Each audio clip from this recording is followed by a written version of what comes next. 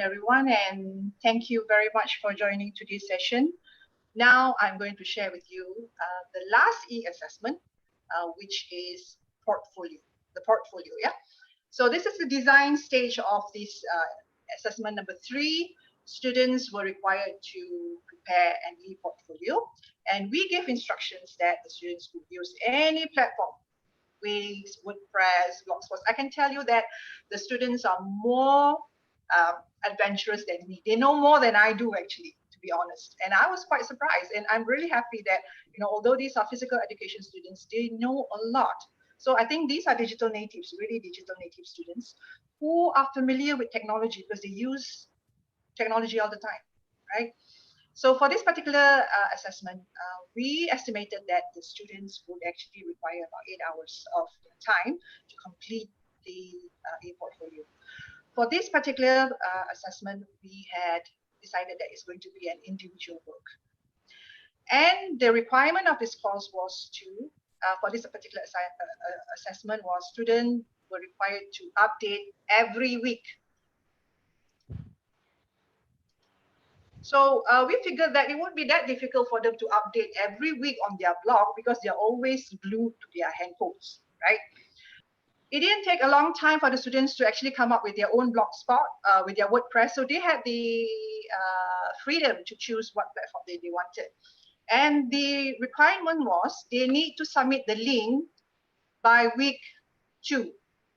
So this is the design for e-assessment number 3. So this is the actual question that we actually prepared for our students. E-portfolio is an individual assignment throughout the semester. You may use any platform to sign up for an e-portfolio account. In the e-portfolio, you must post updates and progress of your project, write reflection based on the activities done throughout the semester. So we had actually wanted the student to do it week by week. So we expected to see 14 reflections, 14 weeks, yeah? And I had this hunch that the students were not going to actually write the reflection week by week. So what happened was, I was going to check each and every URL that was actually uploaded into the system. I'll talk about that later on.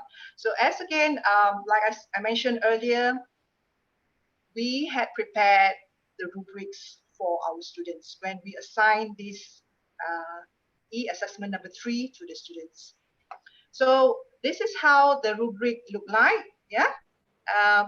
As I mentioned, on the left-hand side is the criteria. What is it that we wanted to assess our students in terms of their e-portfolio, yeah? And on the right-hand side, we have the performance indicator: adequate, developing, competent, and excellent. And this is what we call an analytic rubric. There are many types of rubric, yeah? So I'll take the opportunity to introduce to you 2 types of rubric, which are very popular, used by most educators, yeah? So this is how an analytic rubric is. A very comprehensive rubric because you assess your students according to the components. So you see on the left-hand side. So for their portfolio, we wanted to see how they actually express the communication of reflection, what was their content knowledge, and how much effort they put into the assignment.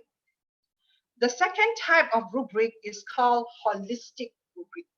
This is not such a popular rubric because it doesn't go into very detail.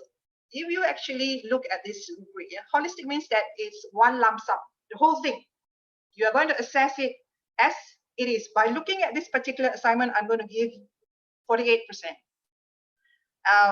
If it's a really good assignment, then I'll probably give 86%. So this is what we call as a holistic rubric. Okay, so I think most of us would prefer to use an analytic rubric because it's very detailed, component by component. So if students query, they ask, why did I give them 4 for communication? I can tell them, Well, you had everything there. You had reflection. You were able to generate new ideas. Yeah. You provided examples. So if student had actually scored 1 for their effort, they know because they had less than 14 updates. So no arguments, no queries. They got the message why they scored low or why they scored high. Okay, so for this session, I'm just sharing 2 types of rubrics, which is the analytic rubric, and the second one is called the holistic rubric.